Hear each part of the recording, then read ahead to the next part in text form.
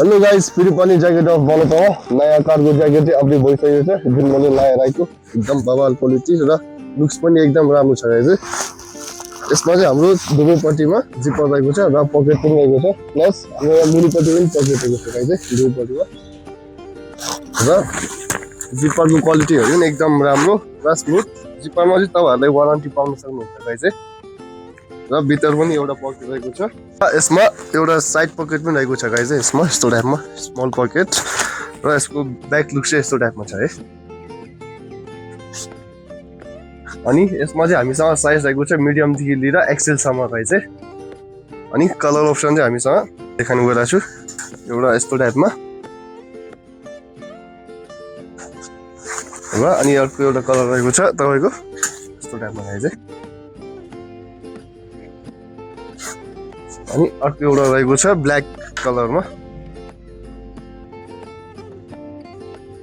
अनि last colour चाहिँ रहेको छ तपाईको ग्रीन कलर गाइस